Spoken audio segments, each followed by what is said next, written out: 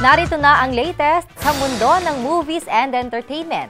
Isa na namang romantic comedy film, handog ng Regal Films Entertainment ang mapapanood na sa buong Pilipinas. Ang NBSB o No Boyfriend Since Birth. Ito rin ang ikalawang pagkakataon na nagsama at nagtambal sa isang mainstream movie ang dalawa sa mga hinahangang artist ng ating bansa na sina Carla Abellana at Tom Rodriguez.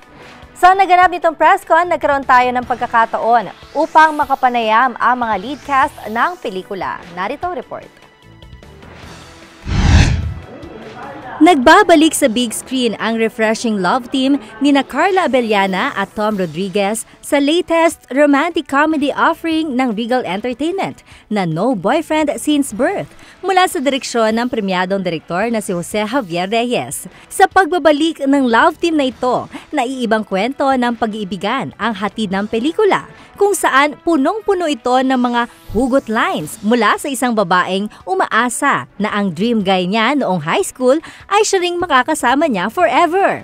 Ako po si Karina, ang wala pang boyfriend since birth. Umaasa kasi siya na may future sila ng kanyang high school crush na si Carlo na hindi naman alam na in love sa kanya. Pero we'll see, tingnan natin kung magtatanggupay si Karina at mauuwi niya si Carl. Ako naman si Carlo Mercado na yung sobrang swinerte pala na siya yung iniibig ni Karina mula high school pa lang na hindi niya alam. Siguro may inis kayo habang nanonood kayo ng pelikula kasi isipin nyo paanong hindi may in love ang isang Carlo sa isang Karina. Pero gayon pa man, yun ang nangyari. Si Carla ay si Karina Miranda na isang executive assistant ng isang bridal shop.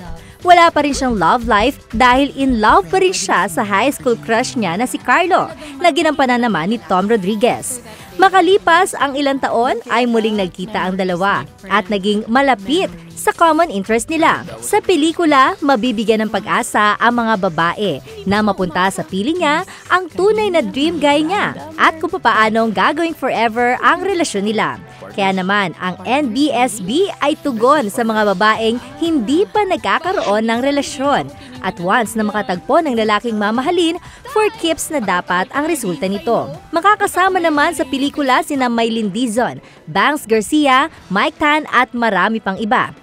My character here is Hannah. I'm Carla's best friend ever since high school. Ako yung laging tigsulsul sa kanya, ako yung medyo may pagka-pessimistic, ako yung laging nagde-discourage sa kanya. Pero kahit anong gawin ko, hindi siya nagde-discourage. Talagang sigurado siyang gusto niya si Carlo, si Tom. So, ayun, hanggang sa nakita kong sobrang in love talaga tong best friend ko dito, hanggang sa sinuportahan ko na siya. Si Paolo dito isang geek, isang nerd na sobrang may gusto kay Karina at sana panoorin niyo po ang No Boyfriend Since Birth sa November 11 na po yan. And of course, in the end, winner si Carla sa puso ni Tom. At syempre, hindi lamang sa movie, kundi pati sa tunay na buhay din. Masasaksihan ang kabuuan ng No Boyfriend Since Birth sa maraming mga sinihan sa buong Pilipinas simula ika-11 ng Nobyembre.